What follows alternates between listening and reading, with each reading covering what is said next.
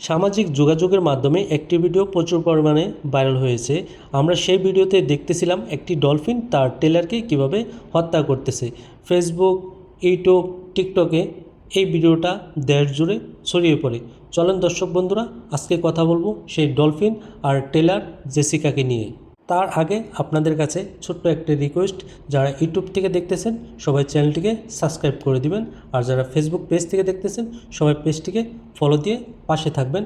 চলুন আমরা কথা বলি জেসিকাকে নিয়ে। জেসিকা ছিলেন একজন অভিজ্ঞ সামুদ্রিক প্রাণীর শিক্ষক। ছোটবেলা থেকে তার স্বপ্ন ছিল সমুদ্রের প্রাণীদের সঙ্গে কাজ করার ও তাদের ভালোবাসা দেওয়ার। সে এক আরাকা বাচ্চাকে লালন পালন শুরু করেন, যার নাম কায়রো। কায়রো তার ডাক শুনলে পানি থেকে উঠে আসতো এবং শুতে সবাইকে মুগ্ধ করে তুলত।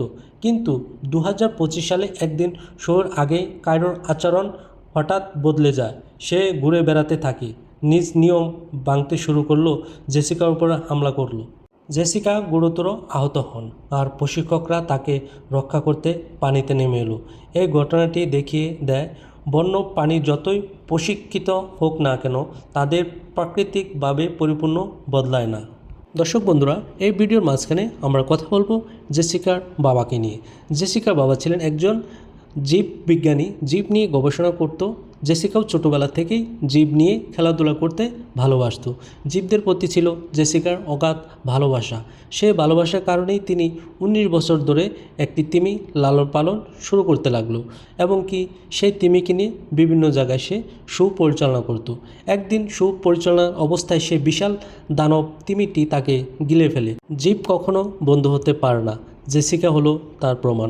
প্রিয় দর্শক বন্ধুরা, এই ভিডিওটি কেমন লাগলো আপনাদের কাছে অবশ্যই আপনারা কমেন্ট করে আপনাদের মতামত জানাবেন এবং কি যারা চ্যানেলটি সাবস্ক্রাইব করেন সবাই সাবস্ক্রাইব করে দিয়ে পাশে থাকবেন। যারা ফেসবুক থেকে দেখতেছেন সবাই ফেসবুকটিকে ফলো দিয়ে পাশে থাকবেন। তো দর্শক বন্ধুরা, আমরা এই ভিডিওতে শিখতে পারলাম যে একটা বন্য প্রাণী যতই আপনার পোষ মানে না কেন, তারা সুযোগ পেলে তারা সদ্ব্যবহার করে দিবে। এটাই হলো সেই জেসিকার প্রমাণ। বাবার পশু পাখিদের ভালোবাসা দেখেই সে থেকে জেসিকারও পশু পাখিদের নিয়ে ভালোবাসা গল্প শুরু হয়ে গেল। দীর্ঘ 10 বছরের বন্ধুত্ব, এই প্রশিক্ষণের পরও আরাকা তিমি আক্রমণে প্রাণ হারালো টেলার জেসিকা। কে জানতো 10 বছরের ভালোবাসা 1 মিনিটেই শেষ হয়ে যাবে।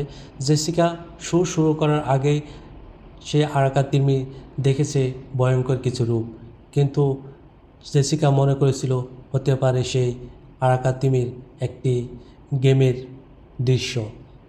জেসিকার মনে কিছুই ছিল না, তারপরে সে শো চালিয়ে গেল, কিন্তু সেই আরাকা তিমি তার প্রাণ নিয়ে গেল। দর্শক বন্ধুরা, এতক্ষণ ধরে যে আপনারা জেসিকা আর আরাকা তিমির গল্পটি শুনলেন, সেই গল্পটি ছিল সম্পূর্ণ একটি মিথ্যে গল্প। কারণ এআইয়ের মাধ্যম দিয়ে এই ভিডিওটা তৈরি করায় এবং কি সোশ্যাল মিডিয়াতে ভাইরাল করে কিছু ইউটিউবার, কন্টেন্ট ক্রিয়েটর তাদের ভিউর জন্য।